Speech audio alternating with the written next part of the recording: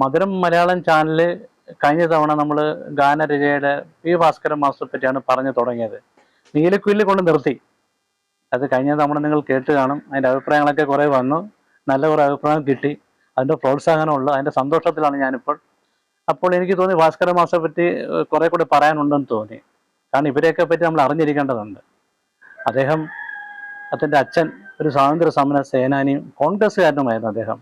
അപ്പോൾ ആ വീട്ടിൽ ഒരുപാട് നേതാക്കളൊക്കെ വരും. സ്വാഭാവികമായിട്ട് കോൺഗ്രസ് അനുഭാവിയായി മാറേണ്ട ഒരാളായിരുന്നു. അങ്ങനെ അദ്ദേഹത്തിൻ്റെ ആ വീട്ടിലെ ഗ്രന്ഥങ്ങളും കവിതകളും വായിച്ച് അദ്ദേഹം ചെറുതിലെ തന്നെ കവിതാ വാസന ഉണ്ടായിരുന്നു അദ്ദേഹത്തിന്. അങ്ങനെ അത് എറണാകുളം മഹാരാജാസ് കോളേജിൽ ചേർന്നു. ചെറുപ്പത്തിൽ അച്ഛൻ മരിക്കുകയും ബുദ്ധിമുട്ടുള്ള പഠിത്തത്തിനൊക്കെ. എന്നിരുന്നാലും വായനയിൽ ഒരു കുറവും വന്നില്ല. എറണാകുളം മഹാരാജാസ് കോളേജിൽ ചേർന്നപ്പോൾ ഉലൂകൻ എന്ന പേരിൽ അദ്ദേഹം CA കിട്ടുണി എന്നൊരാളിൻ്റെ ഒരു മാസികയിൽ കവിത എഴുതിയിരുന്നു. അത് കഴിഞ്ഞിട്ട് പിന്നെ അദ്ദേഹം ഈ കമ്മ്യൂണിസ്റ്റ് കോൺഗ്രസിൻ്റെ ഒരു നയത്തിൽ നിന്നും അതിന് തീവ്രത പോരാ എന്ന് തോന്നിയിട്ടാവണം അദ്ദേഹം കമ്മ്യൂണിസ്റ്റ് പ്രസ്ഥാനമായിട്ട് ബന്ധപ്പെടുകയും വിദ്യാർത്ഥി ഫെഡറേഷൻ രൂപീകരിക്കുന്നതിൽ അദ്ദേഹത്തിൻ്റെ വിദ്യാർത്ഥി പ്രസ്ഥാനം രൂപീകരിക്കാൻ അദ്ദേഹത്തെ ചുമതലപ്പെടുത്തി. അങ്ങനെ അദ്ദേഹവും സുഹൃത്തുക്കളും ചേർന്ന് വിദ്യാർത്ഥി ഫെഡറേഷൻ രൂപീകരിക്കുകയും അതിൻ്റെ സാരഥിയാവുകയും ചെയ്തു. അങ്ങനെ അത് ആ സമയത്താണ് ആഗസ്റ്റ് സമരത്തിൽ പങ്കെടുക്കുകയും ജയിലാവുകയും ചെയ്തു. അതിനുശേഷം ദേശാഭിമാനി വാരികയിൽ വർക്ക് ചെയ്തിരുന്നു. പിന്നെ മംഗളോദയത്തിൽ അദ്ദേഹം ഒരു കവിത, അതാണ് ആദ്യമായിട്ട് വില്ലാളി എന്ന പേരിൽ പ്രസിദ്ധീകൃതമാവുന്ന അദ്ദേഹത്തിൻ്റെ ആദ്യത്തെ കൃതി. അങ്ങനെ പിന്നെ അദ്ദേഹം ചരിത്രങ്ങളിലൂടെ അങ്ങനെ നീങ്ങുകയും അദ്ദേഹം ഈ കമ്മ്യൂണിസ്റ്റ് ജാഥ സംഘടിപ്പിക്കും. അതിൽ ഗായക സംഘത്തിന് പദം പോരാടും അങ്ങനെ പാട്ടുകളൊക്കെ പാടി ഗായക സംഘമായിട്ട് കേരളത്തിൽ അങ്ങോളം സഞ്ചരിച്ചിരുന്നു.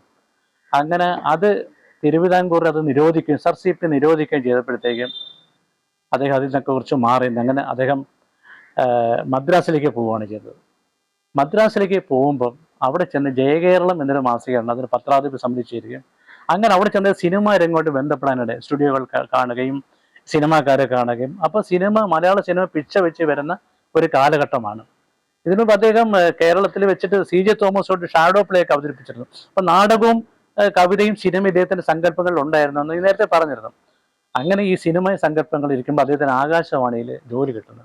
വീണ്ടും അദ്ദേഹം തിരിച്ച് കോഴിക്കോട് ആകാശവാണി വരും. അവിടെ വെച്ച് സാഹിത്യ ഉറൂബ്, രാഘവ മാസ്റ്റർ, തിക്കോടിയൻ ഇവരൊക്കെ ഒരുമിച്ച് പ്രവർത്തിക്കേണ്ടി. ഇവരുടെയൊക്കെ ചിന്തകളിൽ സിനിമയായിരുന്നു. സിനിമ എങ്ങനെ രൂപപ്പെടുത്താം. അങ്ങനെ അദ്ദേഹം ആകാശവാണിയുടെ സ്ക്രിപ്റ്റ് റൈറ്റർ, പ്രൊഡ്യൂസർ എന്നുള്ള ജോലിയിൽ തൃപ്തിയാവാതെ അദ്ദേഹം വീണ്ടും മദ്രാസിലേക്ക് പോവുകയാണ്. അങ്ങനെ അവിടെയാണ് TK പരീക്കുട്ടി എന്നൊരു ചെറുപ്പക്കാരൻ, കൊച്ചിയിലൊരു വ്യവസായിയാണ് അദ്ദേഹം. അപ്പം ഞാൻ നിങ്ങളെ സഹായിക്കാം, നിങ്ങൾ ചെറുപ്പക്കാരെ ആഗ്രഹമല്ലേ, അപ്പോൾ കഥയൊക്കെ റെഡി. അങ്ങനെ ഉറൂബിനെ വിളിക്കുകയും നമുക്ക് ഈ സാമൂഹിക അസമത്വങ്ങൾക്കെതിരെ ഒരു കഥ വേണമെന്ന് പറയും. അങ്ങനെ ഒരു പുലയി പെണ്ണിൻ്റെ ഒരു പ്രേമകഥ, അതിന് മിസ് കുമാരിയും സത്യനുമാണ് പ്രധാന വേഷങ്ങൾ അഭിനയിച്ചത്. അതിൽ ഭാസ്കരൻ മാസ്റ്റർ ഒരു വേഷം ചെയ്യുകയുണ്ടായി. അങ്ങനെ ആ സിനിമയിലെ ഗാനങ്ങൾ അഖിലോക പ്രശസ്തങ്ങളാവാം. TK പരീക്കുട്ടിയുടെ ചന്ദ്രധാര ബാനറും അതോടുകൂടി പ്രശസ്തമാവുകയും ചെയ്തു. അങ്ങനെ നീലക്കല്ലിലൂടെ ആ ഭാസ്കരൻ മാസ്റ്ററിൻ്റെ ഒരു യാത്ര അവസാനം അദ്ദേഹം ഒരു സംവിധായകനായിട്ട്, പക്ഷേ രാമകരിയായിട്ടുമായിട്ട് ചേർന്ന് ചെയ്തെങ്കിലും അടുത്ത പടം അദ്ദേഹം സ്വതന്ത്രമായി ചെയ്തു. അതാണ് രാരിച്ചൻ എന്ന പൗരൻ.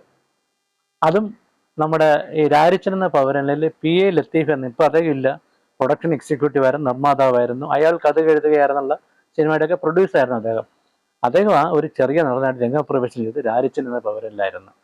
ആ രാരിച്ചൻ എന്ന പൗരനിലും ഇദ്ദേഹം സംവിധാനത്തിന് പുറമെ ഗാനങ്ങൾ എഴുതുകയും അതിനും സംഗീതം ചെയ്തത് K. രാഘവ മാസ്റ്റർ തന്നെ ആയിരുന്നു. അങ്ങനെ നീലക്കുയിലെ കൂട്ടുകെട്ട് രാരിച്ചൻ എന്ന പൗരൻ തുടർന്നു. പിന്നീട് അതിനുശേഷമാണ് അസോസിയേറ്റഡ് പിക്ചേഴ്സിൻ്റെ നായര് പിടിച്ച പുലിവാല്, ഒരു സർക്കസ് കമ്പനിയുമായിട്ട് ബന്ധപ്പെടുന്ന ഒരു നർമ്മം കലർന്ന ഒരു നല്ല സ്വദേശ കഥയായിരുന്നു. അതിലും അദ്ദേഹം രാഘവ മാസ്റ്റർ തന്നെയാണ് കൂട്ടുപിടിച്ചു. അപ്പം നീലക്കുയിലിൽ തുടർന്ന് വന്ന ആ ടീം അങ്ങനെ ആദ്യ ദക്ഷിണാമൂർത്തിയായിട്ട് സ്വാമിയായി ചെയ്തെങ്കിൽ നീലക്കുയിലിന് ശേഷം രാഘവ മാസ്റ്റർ അദ്ദേഹത്തിൻ്റെ ഇഷ്ടപ്പെട്ട സംഗീത സംവിധായകനാവുകയാണ് ചെയ്തത്. അദ്ദേഹത്തിൻ്റെ സങ്കല്പത്തിലുള്ള ആ പാട്ടുകളൊക്കെ മണ്ണിൻ്റെ മണമുള്ള ഭാസ്കര മാസ്റ്റർ പാട്ടുകളെ നമ്മൾ നെഞ്ചോട് ചേർത്ത് നിർത്താൻ രാഘവ മാസ്റ്ററിൻ്റെ സംഗീതത്തിന് കഴിഞ്ഞു. വെളുത്ത പെണ്ണെ മനസ്സിൽ വെളുത്ത പെണ്ണെ മനസ്സിലെന്താണ്, വെളുത്ത പെണ്ണെ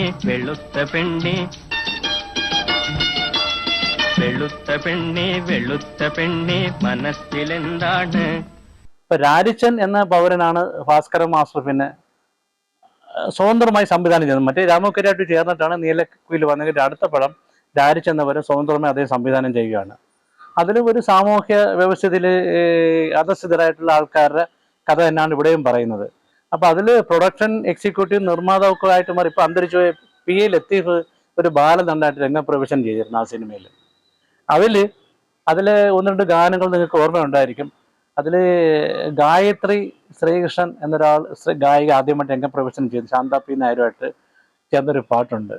നാഴൂരിപ്പാല് കൊണ്ട് നാടാകെ കല്യാണം, 4-5 തുമ്പ കൊണ്ട് മാനത്തൊരു പൊന്നോണം, മാനത്തൊരു പൊന്നോണം.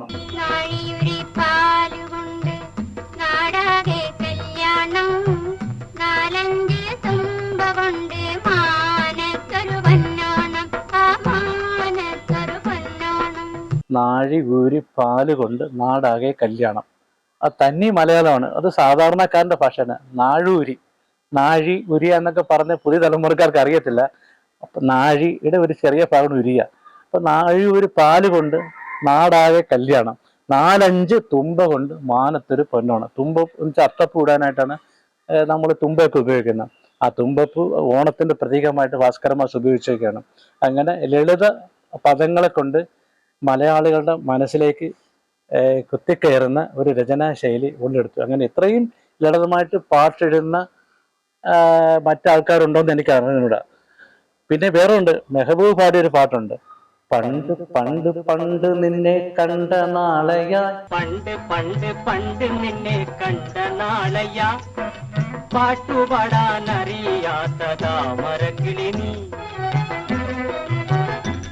മെഹബൂബിന്റെ അതിപ്രശസ്തമായ ഗാനങ്ങളിലൊന്നാണ്. അപ്പൊ നമ്മളൊരു കാര്യം ആലോചിക്കുന്നുണ്ട്. പണ്ട് നിന്നെ കണ്ട നാളെയാ, പാട്ടുപാടാൻ അറിയാത്തൊരു താമരക്കിളിയാണ്. അപ്പോൾ ആ കാമുകയെ പറ്റിയുള്ള ആ കാഴ്ചപ്പാടും അത് സാധാരണ പദങ്ങളാണ്, പാട്ട് പാടാൻ അറിയാത്ത. പക്ഷെ ഇന്ന് അതിൻ്റെ മാറ്റങ്ങൾ വന്നു എന്നാണ് പിന്നീടുള്ള വരികൾ പറയുന്നത്.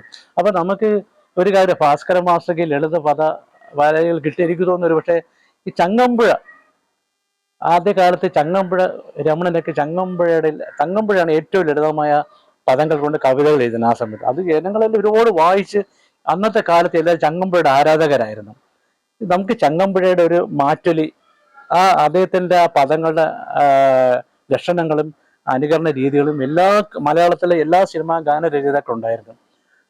ഭാസ്കര മാസ്റ്റർ, അതിനുശേഷം വയലാർ, ONV, ശ്രീകുമാരൻ തമ്പി എന്നീ എല്ലാവർക്കും ഈ ചങ്ങമ്പുഴയുടെ ഒരു ആ രീതി കുറേയൊക്കെ അനുകരിച്ചിട്ടുണ്ടെന്നാണ് മലയാള സിനിമാ ഗാനങ്ങൾ എനിക്ക് കിട്ടുന്ന ഒരറിവ്.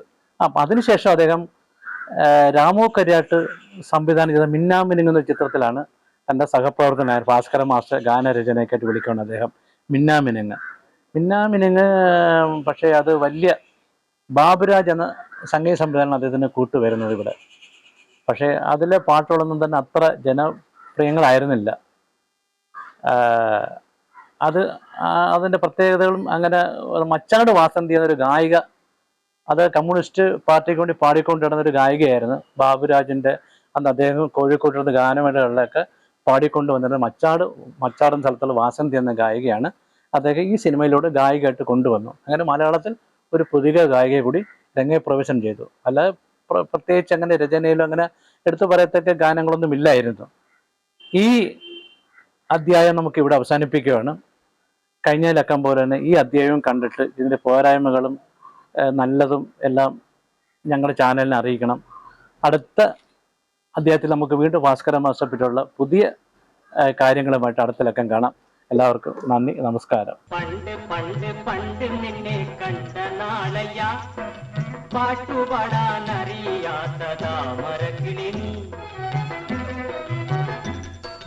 പണ്ട് പണ്ട് പണ്ട് നിന്നെ